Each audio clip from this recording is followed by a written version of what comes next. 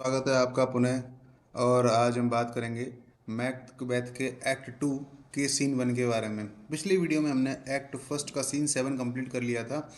तो वैसे तो इस तरह के क्वेश्चन बनते नहीं है कि किस में कितने सीन हैं क्या है, लेकिन फिर भी नॉलेज के लिए कम से कम पता ही होना चाहिए आपको कि एक्ट वन में सीन सेवन है और एक्ट टू में आप देखेंगे धीरे धीरे कितने निकलते हैं। तो एक्ट टू की शुरुआत होती है दोस्तों, ये देखो सीन वन यहाँ से एंटर करता है स्टेज पर बैंक को फ्लियंस और with a torch before him, मतलब वो मशाल वगैरह लेकर आते हैं ना, उसको लेकर वो एंटर करता है। बैंक को कहता है how goes the light boy, कि बेटा, अब अपने बेटे से बात कर रहा है बैंक को कि बेटा एक बात बताओ, रात कितनी हो चुकी है। तो फ्लियंस बोलता है द मून इज डाउन, कि भाई चांद जो है नीचे हो चुका है, इसका मतलब काफ़ी रात हो चुकी है। I have not here the clock, हालांकि मैंने घड़ी की आवाज़ तो नहीं सुनी है। अभी घड़ी का मतलब क्या होता है, वो शहर में जो बड़ी घड़ियाँ नहीं होती हैं क्या, क्लॉक टावर वगैरह, उनकी बात कर रहे हैं कि भाई मैंने घड़ी की आवाज़ तो नहीं सुनी है, फिर भी रात काफ़ी हो चुकी है बैंक को। And she goes down at 12, इसका मतलब करीब 12 तो बज ही गए होंगे। Fleance I take it it is later sir, कि शायद ये तो 12 से भी ज़्यादा बज गए हैं। अब पापा तो बोलेगा नहीं वहाँ पर, है ना, लेकिन आप समझ लीजिए फादर और बेटर के बीच एक कॉन्वर्सेशन चल रही है यहाँ पर। तो बैंक को कहता है होल्ड टेक माई सोर्ड, ले मेरी तलवार ले ले तू अब। He gives his sword to Fleance, वो अपनी तलवार फ्लियंस को दे देता है। अब कहता है ध्यान दीजिए, द हस्बेंड्री इज हेवन, कि जो हस्बेंड्री है ना, यानी मितव्ययता थ्रिफ्टीनेस, ये होता है हस्बेंड्री। हस्बेंड्री इन हेवन की मतलब आसमान में भी शायद थोड़ी कंजूसी आ गई है। Their candles are all out, कि मतलब जितनी भी वहाँ की जो कैंडल्स है ना सब बुझ चुकी हैं। इसका मतलब चांद छुप चुका है, तारे छुप चुके हैं, केवल रात का अंधेरा यहाँ पर बाकी है। टेक दी दैट टू, अब देखो, हो सकता है वो बेल्ट तलवार तो उसने दे दी है और साथ में जो वेस्ट पे बांधी जाने वाली बेल्ट जो होती है उसको भी दिया हो। ये एक अजम्पशन है, एक एज्यूम है, किया गया है कि भाई शायद उसने कमर के बेल्ट भी उसको दे दी हो।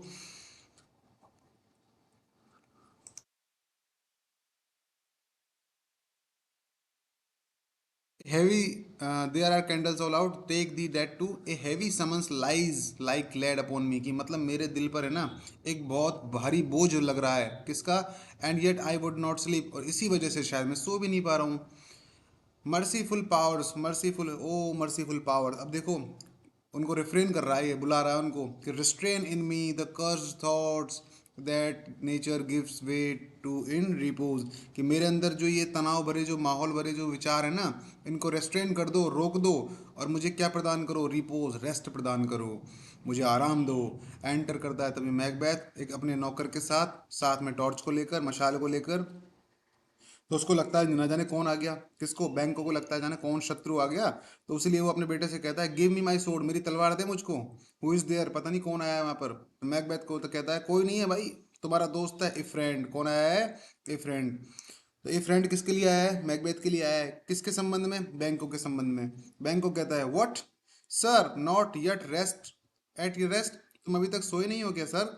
The king is bad a bad, मतलब राजा तो सो भी चुका है, राजा तो बेड में गया, यानी राजा सो चुका है।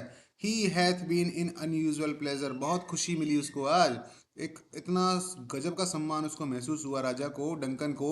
And sent forth great largess to your offices, और उसने क्या किया, तुम्हारे जो ऑफिसेज हैं, तुम्हारे जो नौकर हैं, तुम्हारे जो सुपे सालार हैं, उनको तुम्हारे लिए बड़े ही सम्मान के तौर पर गिफ्ट्स उनको भेजे हैं, किसने, किंग डंकन ने।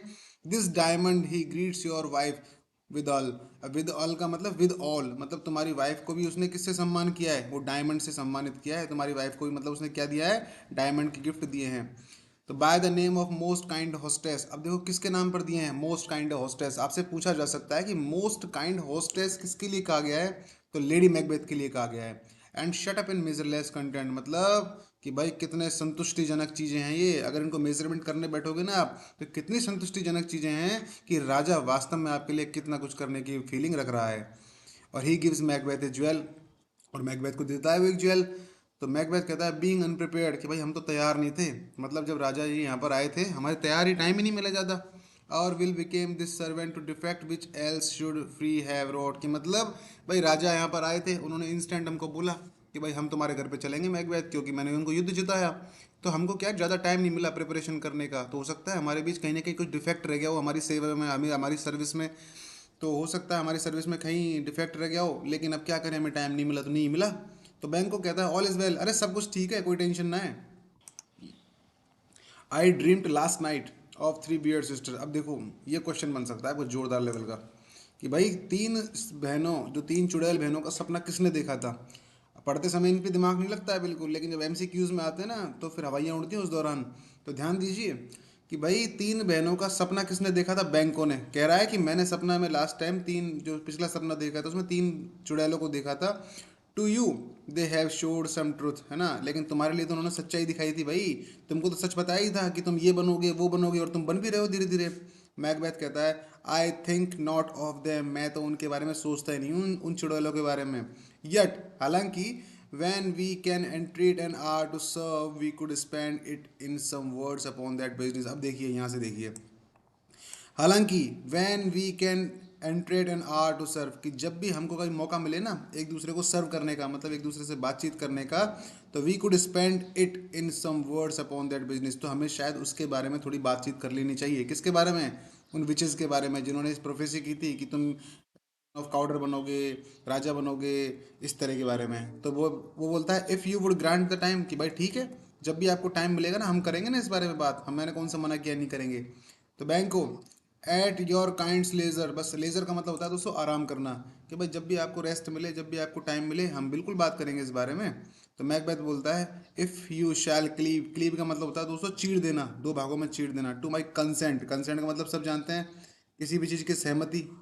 तो वो यही बोल रहा है कि यदि तुम्हें मौका मिले, when it is shall to be honour for you, कि मतलब अगर तुम मेरा सम्मान करोगे, मेरी चीज़ों में मेरा साथ दोगे, तो तुम्हें क्या मिलेगा मेरी तरफ से? ऑनर, क्योंकि ये तो कन्फर्म है कि भविष्य का मैं राजा बनूंगा, भविष्य में राजा मैं ही हूँगा।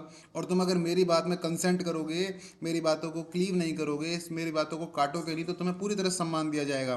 तो बैंक को कहता है सो आई लॉस नन, मैं सम्मान करूंगा तुम्हारा, लेकिन कब? जब आई लॉस नन, जब मेरा कुछ भी नुकसान नहीं होएगा तब मैं तुम्हारा सम्मान करूंगा। In seeking a augment, augment का मतलब सरप्लस, किसी भी चीज़ की अतिरिक्तता। But it still keep my bosom, bosom का मतलब छाती, चेस्ट, फ्रेंचाइज्ड। अब फ्रेंचाइज का मतलब बिल्कुल लाइट, मतलब हल्के दिल से। एंड एलिगेंस, एलिगेंस का मतलब रिलेशन।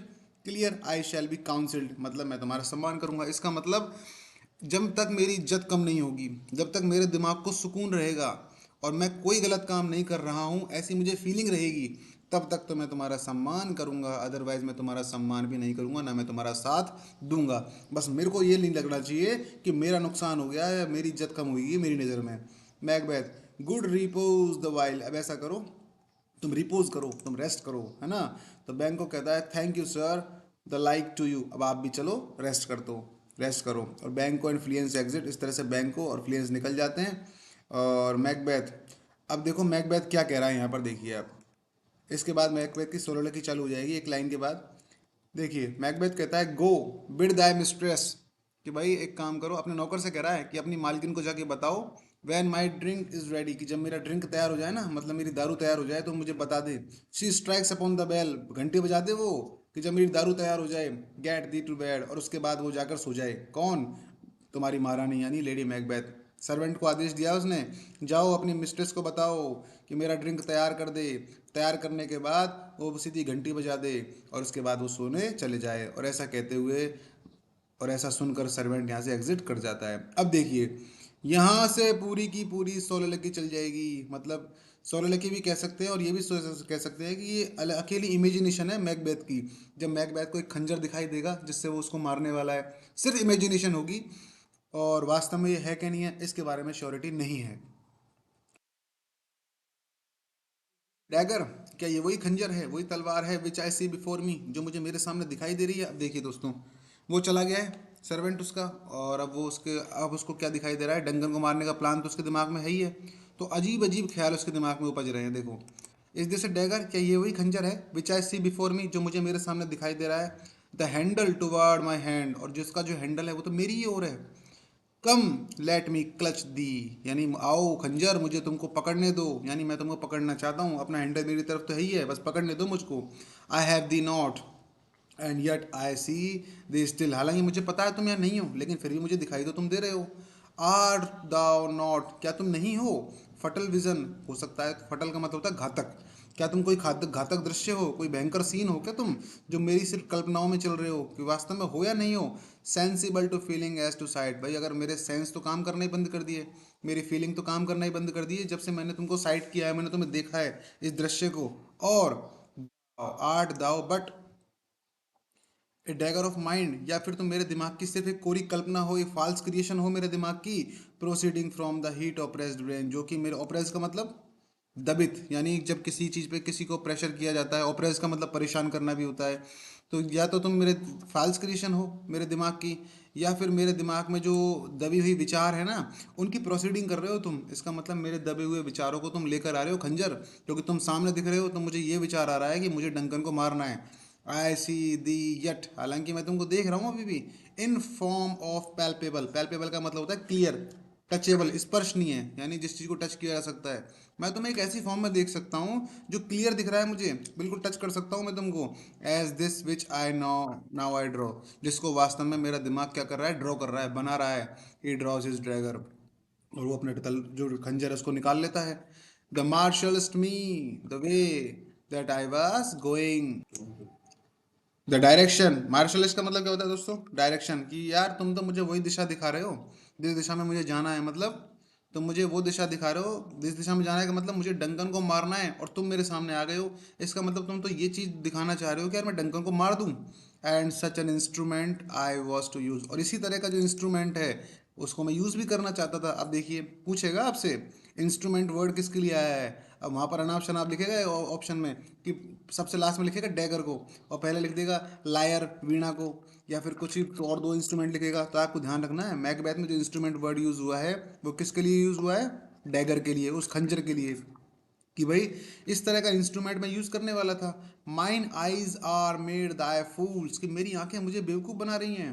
ओवर द सेंसेस और लेस वर्थ ऑल रेस्ट, या फिर तो मुझे मेरी आंखों पर विश्वास करना चाहिए, या फिर मेरी जो बॉडी के जितने भी रेस्ट पार्ट है ना, बचे हुए पार्ट हैं, उन पर विश्वास करना चाहिए। अब मेरे को समझ में नहीं आ रहा मैं विश्वास किस पर करूं।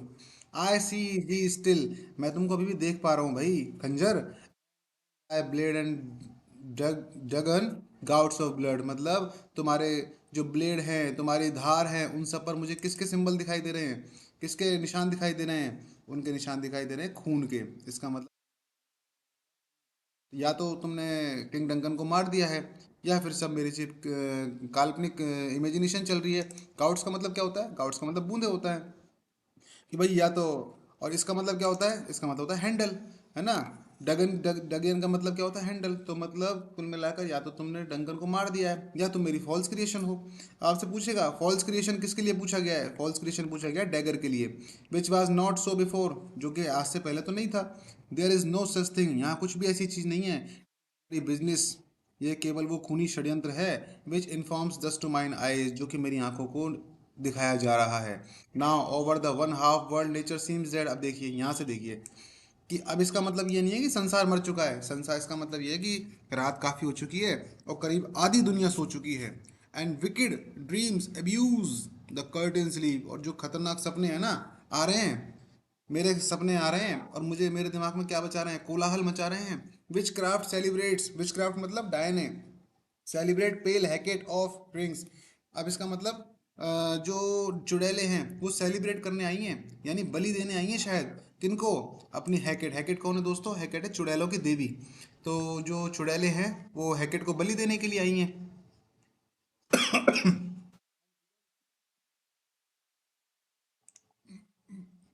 एंड विदर्ड मर्डर, यानी विदर्ड का मतलब बूढ़े, कुछ बूढ़े कातिल भी यहाँ पर दिखाई दे रहे हैं।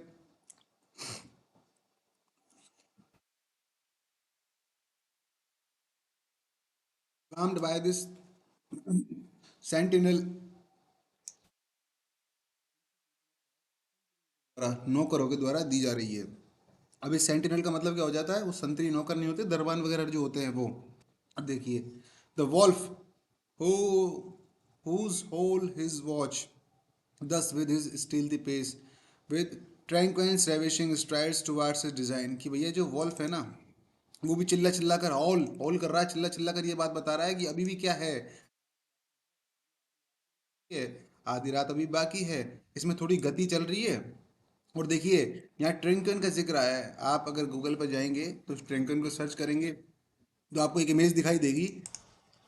भाई टारक्विन जो है ना वो रोम का राजा है। अगर आप एक बार गूगल पर जाके देखिए इसके बारे में कि टारक्विन कौन है, तो एक रोम का राजा है। आपने ये रेविशिंग, रेविशिंग का मतलब होता है आकर्षक। अक्षय कुमार की एक मूवी देखी होगी आपने, ऐतराज, जिसमें वो प्रियंका चोपड़ा को बोलता है यू लुक रेविशिंग, यानी आकर्षक दिखाई दे रही हो तुम। तो इसका मतलब आकर्षक। स्ट्राइड्स टुवार्ड्स डिजाइन, तो यहाँ पर देखो जिक्र किसका आ रहा है, टारक्विन का। अब आपको तो इन चीज़ों में अटकने की बजाय ये चीज़ देखनी चाहिए कि इसमें किस किस वर्ड का किस किस सेंस में यूज़ हुआ है। क्वेश्चन जो बनेंगे एमसीक्यूज के, वो इसी तरह के बनेंगे जहाँ से आपको समझ में नहीं आएगा कि मीनिंग कोई कहना क्या चाह रहा है। तो देखिए आपको इतना ध्यान देना है कि भाई यहाँ पर देखो, एक तो वुल्फ का जिक्र आ गया, भेड़िए का जिक्र आया है, इसके साथ साथ यहाँ पर टारक्विन का जिक्र भी आया है। अब आपको कुछ नहीं करना है, बस गूगल से थोड़ा सा टारक्विन के बारे में जानकारी कलेक्ट करनी है और उसको लिख लेना है अपने नोट्स में। आगे चलते हैं। मूव्स लाइक ए गोस्ट, जो कि एक भूत की तरह मूव करता है। दाव एंड फॉर्म अर्थ, अब देखिए यहाँ से कुछ अलग मामला बैठेगा। क्या कह रहा है ये दाव, कि भाई जो तुम, एंड सेट फ्रॉम अर्थ, अर्थ को संबोधित कर रहा है। हेयर नॉट माई स्टेप्स, कि हे पृथ्वी काम इस तरह से करो कि मेरे जो कदमों की आवाज़ है ना वो सुनाई ना दे किसी को। विच वे दे वॉक फॉर फेयर, कि वो जिस रास्ते से वो जा रहे हैं, किस रास्ते पर मेरे कदम चल रहे हैं, ये आवाज़ किसी को ना सुनाई दे।